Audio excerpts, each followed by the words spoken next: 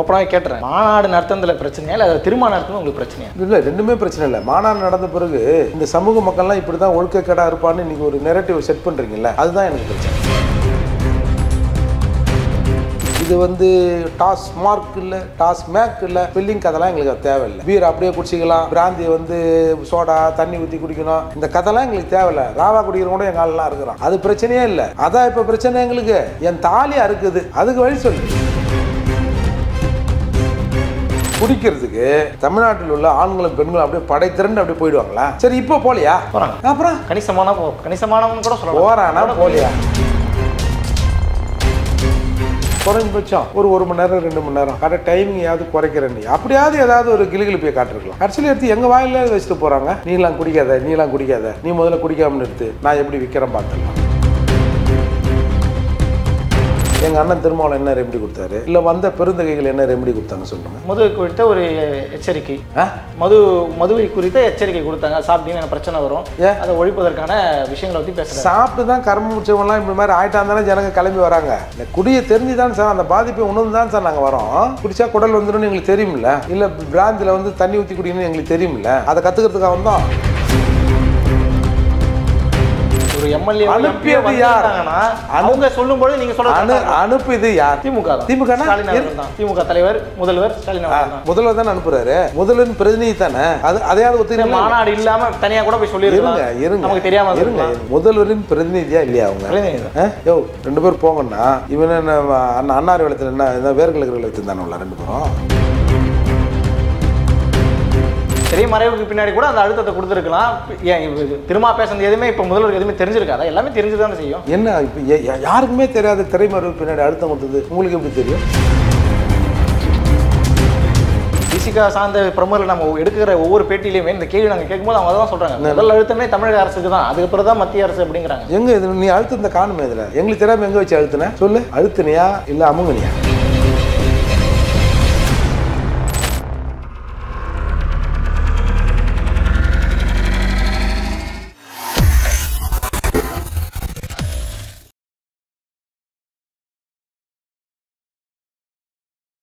ஐத்தமிழ் நேயர்களுக்கு வணக்கம். இன்றைய நேர்காணலில் நம்மோடு இணைந்திருப்பவர் புரட்சி தமிழகம் கட்சியினுடைய நிறுவன தலைவர் ஏர்போர்ட் மூர்த்தி அவர்கள். பல்வேறு கேள்விகளை நம்ம கேட்க இருக்கிறோம். வணக்கம் சார்.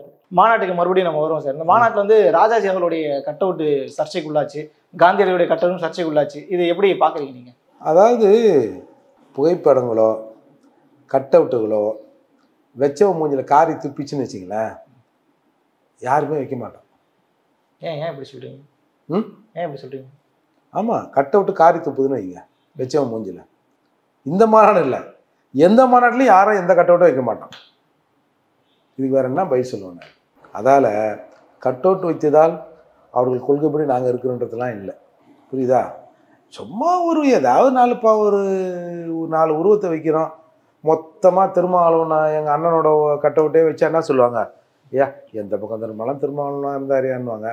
அதனால ஒரு 4 கட் அவுட்டை வைக்கிறோம். ராஜாஜி 37 வந்து அவர் வந்து மதுவிலக்கு செயல்படுத்தினாரு, நமக்கு ஒரு முன்மாதிரியா இருக்கிறதானே வச்சிருக்கோம்னு சொல்றாங்க. ஒரு நல்ல விஷயம் தானே சார். சொல்லட்டும் சார். இப்போ நான் ஏன் வச்சிங்க நான் கேட்குறேன். நீங்க சொல்ற வார்த்தையும் ரொம்ப கடுமையா இருக்கு.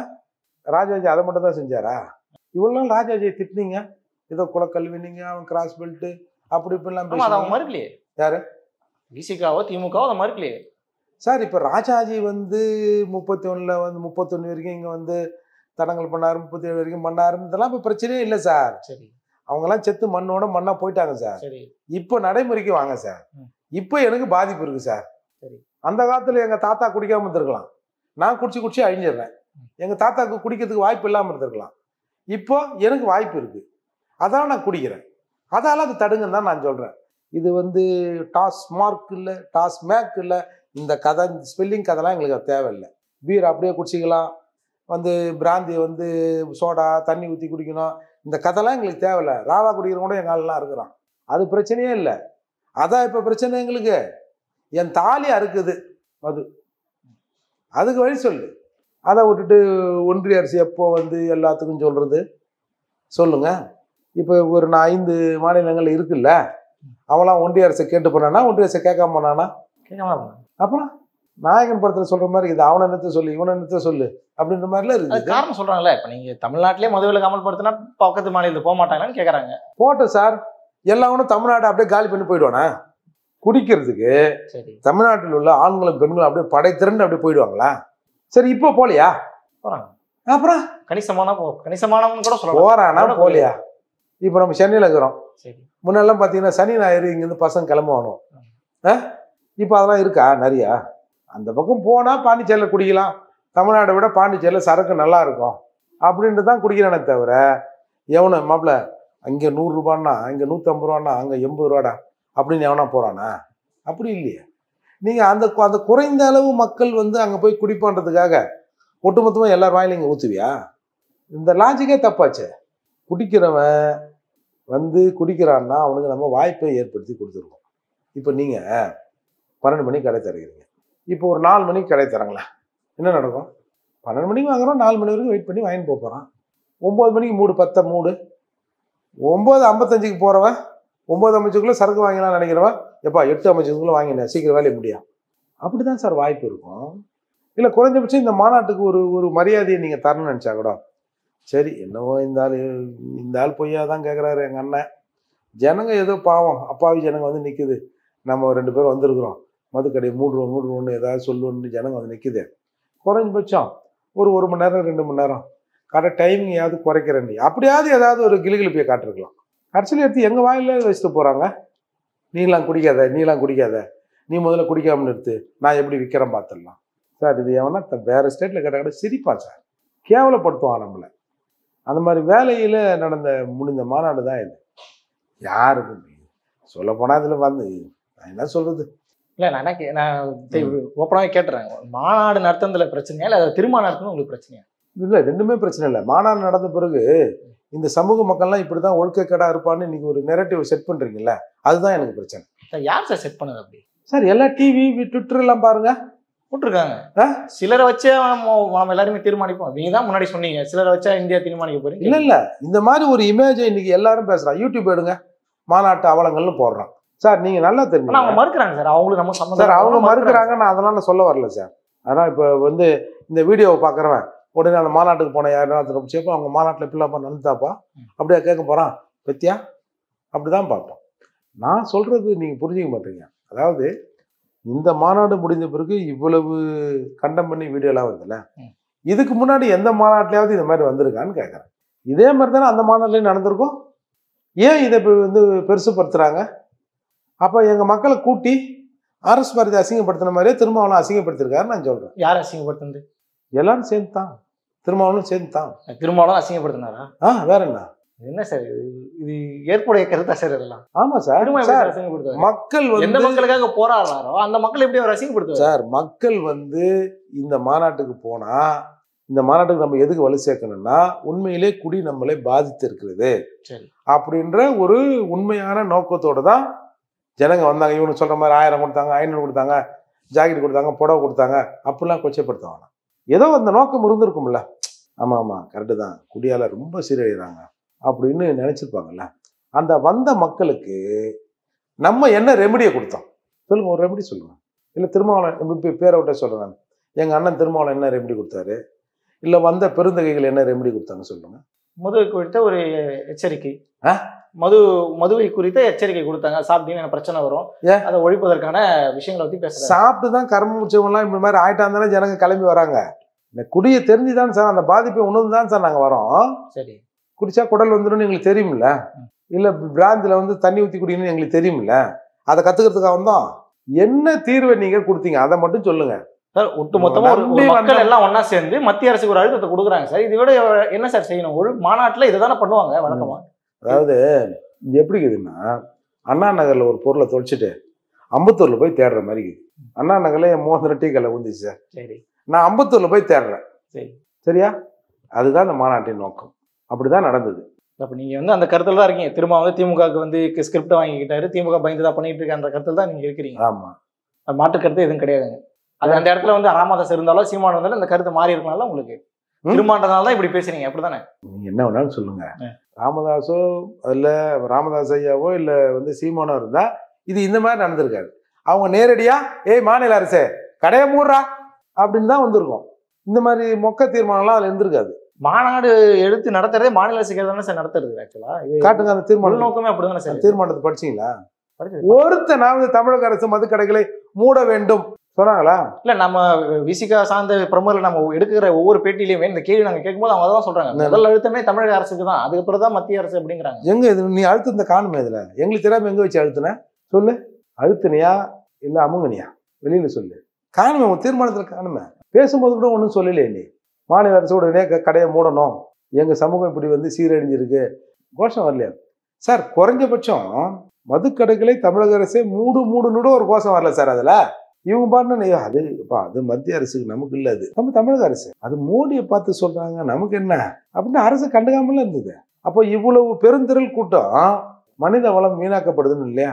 அப்போ இவ்வளவு மனித வளம் சும்மாவே வந்து வீணாக்கப்பட்டிருக்குல்ல உன்னாலையும். அதால தான் நான் சொன்னேன், இந்த மாநாடு நடந்ததுனால மனித வளம் வீணாயிடுச்சு. திரும்ப சார் அவ்வளவு பேர் மேன் பவர் வந்தால சார். சரி சார்.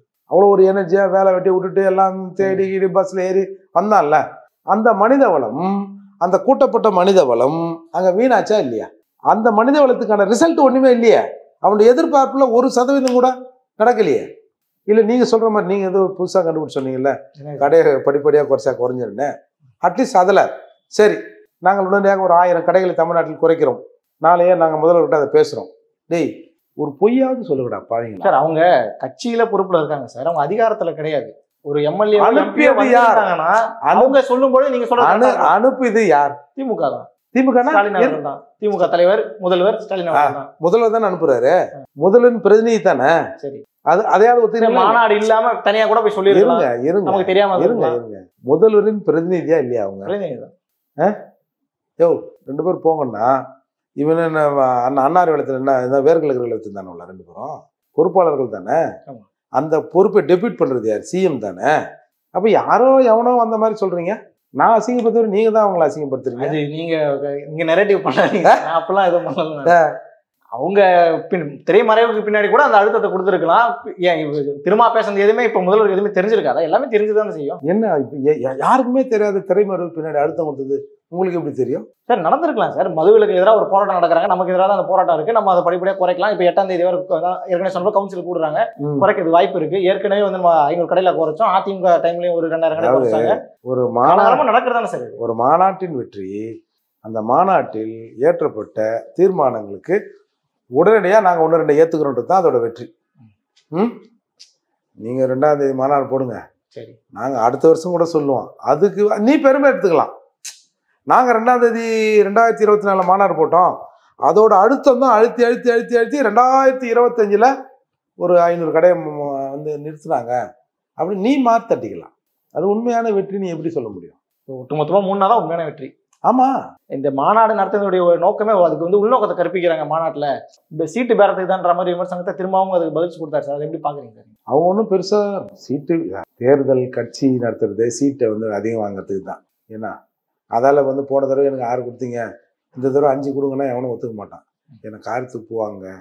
என்னையா போன தடவை இருந்தாலும் 6 வாங்கினாரு, இப்போ 5 வாங்குறாருன்னு சொல்லுவாங்க. ஒன்னாவது ஏற்றி கொடுங்க அப்படின்றதுக்காக தான் எல்லாருமே ட்ரை பண்ணுவாங்க. எல்லாருமே அதிக சீட்டு வாங்கணும்னு தான் நினைப்பாங்க. அதால இது எல்லா கட்சிகளும் இருக்குது தானே சார். இல்லை, அவர் வந்து இந்த மாநாடே நாங்கள் வந்து அரசியலாக பார்க்காதீங்கன்றாரு, சீட்டு பேர்த்துக்கெல்லாம் நாங்கள் பண்ண அந்த மாதிரி நோக்கமே எங்களுக்கு இல்லைன்றாரு. சார், என் காலில் நான் செருப்பு போடுவதும், என் காலில் ஷூ போடுவதும், இல்லை நான் வெறுங்காலாக இருப்பதும் என் பாக்கெட் இருக்கிற பணத்தை பொறுத்து இல்லை. அதுவும் ஒரு அரசியல் இருக்கு. காசு இருக்கலாம் செருப்பு போட்டுற முடியுமா சார்? காசு இருக்கலாம் ஷூ போட்டுற முடியுமா?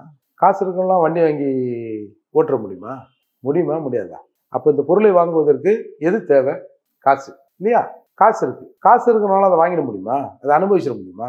அப்போ எல்லாத்துக்குள்ளும் ஒரு அரசியல் இருக்கு இல்லையா? அரசியல் தான் எல்லாத்தையும் தீர்மானிக்குது. இது அரசியலுக்கானது இல்லை அப்படின்னா, நான் இன்னைக்கு மூச்சு விடுற இந்த காத்து இருக்குல்ல, இந்த காத்து பியூரிட்டி இருக்குல்ல, அது கூட அரசியல் தான் தீர்மானிக்குது. அதெல்லாம் இதெல்லாம் அரசியல் இல்லைங்க, நாங்கள் சும்மா வந்தாங்கன்றதெல்லாம் அதெல்லாம் சும்மா ஏதாவது தெரியாதவனே ஏதாவது ஏமாத்தலாம். எல்லாமே அரசியல் தான். இங்க எப்படி நீ மாநாடு வச்சு மிரட்டலாம்னு நினைச்சியோ, மிரட்ட போறாங்க திரும்ப திமுகவை லைட்டா ஒரு ஜெர்க் கொடுக்கலாம்னு நினைச்சல, அது ஒரு அரசியல். ஓ, அரசுக்கு எதிராகவே நீ மாநாடு போடுவியா? நான் ஒரு 2 பேர் அனுப்புறேன், என்ன பண்ற பார்க்கலாம் அப்படின்னு ஸ்டாலின் அவர்கள் அமைச்சார்ல, அது ஒரு அரசியல். அப்ப எல்லாமே அரசியல் கலந்து தானே இருக்குது. அரசியலை நீக்கி வேற இங்க எந்த நடவடிக்கையும் இருக்காது சார். மக்களுக்கான பிரச்சனையா அவர் சொல்றாரு. ஆனா நீங்க அதுல வந்து ஒரு அரசியல் உள்நோக்கம் இருக்குன்னு சொல்றீங்க. அந்த திரும்ப திரும்ப மக்களுக்கான பிரச்சனை நீங்க தான் அவர் தான் சார் சொல்றாரு, நம்ம சொல்லல சார், அவங்க சொல்றாங்க சார். திரும்ப சொல்றதா நம்ம எடுத்து சொல்றோம் உங்கள்கிட்ட. நீங்க மறுபடியும் அதுல உள்நோக்கம் கற்பிக்கிறதுன்றது இது திரும்ப மேல இருக்கிற வெறுப்பு அப்படிங்கிற மாதிரி தான் நம்மளால புரிஞ்சுக்க முடியுன்ற மாதிரி தான் சார் மக்கள் பார்க்கும்போது அப்படிதான் பார்ப்பாங்க. இப்போ நேற்று அந்த மாநாடு 2ஆம் தேதி மாநாடு போட்டு உண்மையிலேயே மதுவிலக்கு தமிழ்நாட்டில் ஒரு போஸ்டர் டேட் கூட சொல்லிட்டோம். ஒரு 50 நாட்களில் இந்த கடைகள் ஒழிக்கப்படும் அப்படின்னு சொல்லியிருந்தா அந்த வெற்றியின் தலைவன் அண்ணன் திருமாவளவன் தானே கொண்டாடி இருப்போமா, கொண்டாடிக்க மாட்டோமா? ஏன் என்ன திருமாவளவன் மாநாடு போட்டாரு, ஏன் நாளைக்கே நிப்பாட்ட வேண்டியதானே, அது நான் 50 நாள் டேட்டு அப்படின்னு யாராவது விமர்சனம் பண்ணுவோமா? சூப்பரான வேலையை அண்ணன் செஞ்சிருக்காரு. ஒரு தலைமுறை அவருடைய தியாகத்தை பாராட்டும், இந்த செயலை பாராட்டும். நம்ம பேசுமா பேச மாட்டோம். அதைத்தானே சார் நான் முன்னாடி சொல்லிட்டு இருக்கேன். 8ஆம் தேதி ஒரு 500 கடை குறைக்கிறதுக்கான கவுன்சில் போட போறாங்க மாநாட்டுக்கு பிறகு. அதுவே ஒரு வெற்றி தானே சார். 500 கடை குறைக்கிறது வேஸ்ட்டுங்கிற ஒரு மாநாட்டு அன்னைக்கு 50 கடை குறைக்கிறது வந்து உங்களுக்கு வந்து நல்ல விஷயம், அது பெருமையா பேசுறது. அப்ப 500 கடைன்றது சாதாரண விஷயம்ன்றீங்க. எப்படி இது புரிஞ்சுக்கிறீங்க? இந்த 500 கடையில குடிச்சவங்க இன்னொரு அடுத்த 500 கடையில போய் குடிக்க போறான் சார். அது எப்படி சார் ஒருத்தர் குடியை நிப்பாடுறதா இருக்கும்? சொல்லுங்க, நீங்க தான் சொல்லுங்க விளக்கம். நீங்க என்ன ஏரியாவில் இருக்கிறீங்க? நான் வந்து அண்ணா நகர் தான் சார், பக்கம் தான். பக்கம் தானே. நீங்க சரக்கு அடிக்கிறேன்னு வச்சுப்போம். சரி, அண்ணா நகரில் கடையை மூட்டான். நீங்க அடுத்த ஊருக்கு போய் வாங்கவே மாட்டீங்களா? வாங்குவீங்களா, வாங்க மாட்டீங்களா? பழக்கிறதுக்கும் போதான் செய்வாங்க. அப்புறம் இது எப்படி வந்து குறைக்கிற மாதிரி ஆகும்? ஜனங்களுக்கு ஒன்றா கூடுதல் சுமை ஏற்றுற மாதிரி ஆகும். இங்கே வந்து வண்டி எடுத்துன்னு போவான், இந்த ஏரியாவிலேருந்து அந்த ஏரியாவுக்கு போவான், ஹெல்மெட் போடாமல் போவான். இந்த லோக்கல்லாம் அப்படி லோக்கலில் ஹெல்மெட் போடாமல் கூட போய்க்கலாம். அங்கே போலீஸ்காரன் பிடிப்பாங்க, ஒரு 10,000 ஃபைனை போடுவாங்க. அரசுக்கு வேணா கூடுதல் வருமானத்தை இது உயர்த்துமே தவிர எந்த வகையிலும் இது மதுவிலக்குக்கு வந்து உறுதுணையா இருக்காது. தமிழிசை சவுந்தரராஜன் வந்து சொன்னாங்க சார், காந்தியடியில மாலை போற விவகாரத்துல காந்தியடிகளுக்கு மாலை போற தகுதி தனக்கிலன்னு திரும்பவே வந்து நினைச்சுக்கிட்டாரு, அதனால திரும்பி போயிட்டாருன்ற மாதிரி சொன்னாங்க. அதுக்கு வந்து சில கடுமையான விமர்சனம் வருது. நீங்க எப்படி பாக்குறீங்க? திருமாவளவன் மன்னிப்பு கேட்டார்ல, அப்புறம் என்ன அவர் பேசுனது தப்புன்னு அவரே உணர்ந்துட்டாரு. இதுக்கு மேலே என்ன சொல்றது? மன்னிப்பு கேட்டவரை போய் நம்ம என்ன சார்? ஒரு ஆளுநர் வந்திருக்காரு, அதனாலதான் நான் வந்து தாமதமாச்சு, காவலர்களும் அனுமதி கொடுக்கல, அதனாலதான் நான் திரும்ப வந்து சொல்லுங்க. 1000 விளக்கம் சொல்லுங்க. திருமாவளவன் மன்னிப்பு கேட்டாரு, அதோட முடிஞ்சு போச்சு. மன்னிப்பு யாரு கேட்பா? பெருந்தன்மையா கூட கேட்டிருக்கலாம். பெருந்தன்மையா கேட்டிருக்கலாம். தப்பு செய்யாம நான் என்ன மயிருக்கு மன்னிப்பு கேட்கணும்னு கேட்கணும்னா, அப்போ தப்பு செஞ்சுட்டோன்ற நம்ம உணர்றோம். சரிங்க, மன்னிப்பு கேட்டாரு, அப்புறம் என்ன? திருமாவளவன் தப்பு செய்தார். தமிழிசை வந்து காந்தியடிகளுக்கு போற தகுதி இல்லைன்னு சொன்னது தவறு கிடையாது. மன்னிப்பு கேட்ட ஒருவேளை தமிழிசை மன்னிப்பு கேட்டிருந்தா இதே மாதிரி சொல்லியிருப்பீங்களோ? அதாவது காலுக்கு செருப்பு போடாத சுதந்திரம் செருப்பு சுதந்திரம் அப்படின்னு ஆரம்பத்துல விடுதலை சிறுத்தை சார்பா போஸ்ட் ஓட்டினாங்க. சரி, அதாவது அடி கோயம்பல்ல அடி பிச்செல்லாம் எடுத்தாங்கன்னு வச்சுங்க. அதே திருமாவளவன் தேசிய கொடிக்கு வைத்த முடின்னு இப்படி நிக்கிறார். இதுக்கு என்ன சொல்ல வரீங்க? அதனால அது அது அப்பப்போ அதுக்கேற்ற மாதிரி மாறிக்க வேண்டியதானே. அவர் வந்து காந்திக்கு போறாரு போடல, அது அந்த அம்மா பார்வையில ஒரு விமர்சனத்தை அவங்க வச்சாங்க. நான் குடிக்க மாட்டேன் என்பது போல அவரும் குடிக்க மாட்டாங்கன்னு நினைக்கிறேன்னு சொல்றது, அவ்வளவு பெண்களை கூட்டி ஒரு பெண்ணை இப்படி விமர்சனம் பண்றது, அது எவ்வளவு பெரிய அநாகரிகம். அதுக்கு பதில் அவங்க வேற மாதிரி சொல்லியிருந்தாங்க. இல்ல பிஜேபியிலேருந்து வேற யாராவது ஒருத்தன் இன்னென்ன விஷயங்கள் நடந்திருக்கு நான் சொல்லட்டுமான்னா, அது எப்படி அது ஒரு நாகரிகமான போக்கா இருக்குமா? நீங்களே குறிப்பெடுத்து கொடுக்குற மாதிரி இருக்கு சார் அவங்களுக்கு. என்னது இதெல்லாம் சொல்லுங்க அப்படிங்கிற மாதிரி இருக்கு நீங்க சொல்றது. என்கிட்ட 1000 இருக்குங்க, எல்லாத்தையும் சொல்லி இருப்பேன் நான். அந்த அம்மாவை அந்த அவ்வளவு பேர் கூடியிருக்கிற இடத்துல பேசுறது அநாகரிகத்தின் உச்சம். அதை அவர் உணர்ந்திருக்கிறார். அவருக்கு வாழ்த்துக்கள், மன்னிப்பு கேட்டிருக்கார். 2026 கூட்டணி வந்து ரொம்ப ஸ்ட்ராங்கா இருக்குன்ற மாதிரிலாம் சொல்றாங்க சார். அதிமுகவிலே எதிர்கட்சியில் இருக்கிறவங்களாம் அதெல்லாம் இல்லை, ஒரு சலசலப்பு இருந்துகிட்டே தான் இருக்குன்ற மாதிரி சொல்றாங்க. நம்மளும் தொடர்ச்சி அந்த ஆதவர்ஜனா பிரச்சனை, மாநாடு பிரச்சனை, அதே போல இந்த ஆம்ஸ்டாங்ல முதல் குரல் கொடுத்து ஏகப்பட்ட பிரச்சனை திமுக எதிராகவே பேசிக்கிட்டு இருக்காரு. கூட்டணி பலமா இருக்குன்னு திமுகவுக்கு எதிராக பேசிட்டு இருக்காரு. எனக்கு தெரியலையே, நான் இந்த ஊர்ல தான் இருக்கிறேன். முதல்ல திமுக எதிர் தானே சார். ஆம்ஸ்டாங் வழக்குல ஃபர்ஸ்ட் அவர் பேசும்போது சம்பந்தப்பட்ட குற்றவாளி மாதிரி தெரியல, வேற யார் மாதிரி இருக்கிறாங்கன்னு சொன்னாரு. திமுக எதிராக தான் சார் பேசிட்டு. அப்புறம் தொடர்ச்சி இல்ல, அப்புறம் என்ன பேசினாரு? மதுவிலக்கு எதிராக பேசினாரு. இல்ல, இப்ப ஆம்ஸ்டாங் குற்றப்பத்திரிகை எல்லாம் போட்டாங்க, எதனா பேசினாரா? விசாரணை போயிட்டு இருக்கு. விசாரணை யார் பேசுவாங்க? ஏங்க குற்றப்பத்திரிகை முடிஞ்சிச்சுன்றா அப்புறம் எங்க விசாரணை? ஆமா சார், இப்ப யார் பேசுவா? இப்ப முதல் குரல் கொடுத்தாருல்ல, அதுதான் நீங்க பாக்கணும். யாருமே பேசாம இருக்கும்போது ஒருத்தர் பேசுறாரு, பெரிய விஷயம் தானே. யாரு? திரும்ப காவல்துறை நடவடிக்கை வரவேற்கத்தக்கதுன்னு சொன்னாரு. அதை கேள்விப்பட்டீங்களா? குற்றவாளிகளை பிடித்த பிறகு சொல்லியிருப்பாரு. இப்ப வரவேற்கிறாரா எதிர்க்கிறாரா? திமுக சார்ஜ் ஷீட் போட்டாச்சு சொல்றீங்க, திமுக பயந்துட்டு இருக்காங்க. குற்றப்பத்திரிகை தாக்கல் பண்ணியாச்சுங்க. சரிங்க. பெரும்பான்மையானவர்கள் இந்த குற்றப்பத்திரிகை டூப்ளிகேட் அப்படின்னு யார் சொன்னது? பிஎஸ்பி கட்சிக்காரங்க சொல்றாங்க, எல்லாரும் பொது வழியில சொல்றாங்க. பிஎஸ்பி கட்சிக்காரங்க அரசு அதிகாரிகளா சார்? அவங்க குற்றம் அந்த சம்பந்தப்பட்ட வழக்குல அவங்க வந்து ஏதாவது தேடுதல் வேட்டை நடத்துறாங்களா, இல்ல காவல்துறை அதிகாரிகளா? அப்போ அரசு அதிகாரிகள் காவல்துறை அதிகாரிகள் என்ன சொல்றாங்களோ அதை அப்படியே நம்ம ஏத்துக்க வேண்டியதுதான் நம்மளோட கடமை. அப்படியா? சந்தேகத்தை யார் வேணாலும் கிளப்பலாம்ல. அப்புறம் நீங்களும் கிளப்பலாம், நானும் கிளப்பலாம். அப்போ அது அரசியல் தாக்கீடு இதில் இல்லை அப்படின்னு சொல்கிறாங்க. அதை ஒத்துக்கலாம்ல? ஆம்ஸ்டாங் கொலைக்கு 10 லட்சம் செலவு செய்யப்பட்டதுன்னு ஏதோ வந்திருக்குது, ஒத்துக்கலாம்ல? இப்போ என்ன நிலைப்பாடு சொல்லுங்க. முதல் குற்றவாளியை என்கவுண்டர் பண்ணுறாங்க. மனதுக்கு ஆறுதல் அளிக்கிறது. ஒரு சட்டம் படித்தவங்க சொல்கிற பேச்சா இது? ஒரு A1 குற்றவாளியை பிடிக்கிறோம், அவனை கொண்டாந்து நீதிமன்றத்தில் நிறுத்தி அவன மூலிமா அவனோட ஸ்டேட்மெண்ட்டை வச்சு அது மூலிமா அந்த வழக்கை கொண்டு போகிறதானே சரியாக இருக்கும். A1 சுட்டு கொண்டுடுறோம், மனதுக்கு இதமளிக்கிறதுனா அப்பா நாய் செத்தாம்பா, எல்லாம் அவனோடவே செத்து போட்டோம்பா அப்படின்னு அதுக்கு பின்னாடி ஒரு அர்த்தம் இருக்குல்ல? இதை சொன்னது யார்? எங்கள் அண்ணன் தானே சொன்னார். சொன்னாரா சொல்லலையா? இன்னும் எதிராக பேசுகிறாருன்றீங்க. வேற என்ன எதிராக பேசுகிறோன்னு சொல்லுங்க. இந்த மதுவிலக்கு யாராக இருக்குமா? தமிழக அரசுக்கு எதிராக தான் நாங்கள் பேசுகிறோம். ஒவ்வொரு பேட்டியிலும் அவங்க சொல்லிட்டு இருக்காங்க விசிகா சார்ந்தவங்க. இது மேலே வேற என்ன பண்ணுவாங்க? விசிகா சார்ந்தவங்க 1000 பேர் 1000 பேசுவாங்க சார். எங்கள் அண்ணன் என்ன பேசுறாரு? திரும்ப பேசுறது மட்டும்தான் அங்கே ஆமா. இப்போ பிரதிநிதிகளா பேசுறதை நீங்க எடுத்துக்க மாட்டீங்க. அர்ஜுன் மாநாட்டுல திரும்ப முதல்வருடைய பிரதிநிதிகளா 2 பேர் பேசுறாங்க, அது உங்களுக்கு பெருசா தெரியாது. இப்ப நீங்க தான் கேட்டீங்க. அப்ப இது இவங்களும் திருமாவோட பிரதிநிதிகள் தானே, பேட்டி கொடுக்குறவங்களும் பிரதிநிதிகள் தானே கேட்குறேன். ஆமா, ஆனா அவங்களே சொல்றாங்களா எதா இருந்தாலும் எங்க அண்ணன் தான் இறுதி முடிவுன்னு. அண்ணன் சொல்லிட்டேன் சார், இதுங்களை விடுங்க சார், இதுங்க இப்படிதான் பேச, நீங்க பேச நாளைக்கு அங்க பேசும் மாபெரும் வெற்றின்னுவாங்க, இதோ நாளைக்கு மூட போறாருன்னுவாங்க. அதெல்லாம் ஒரு பேச்சா?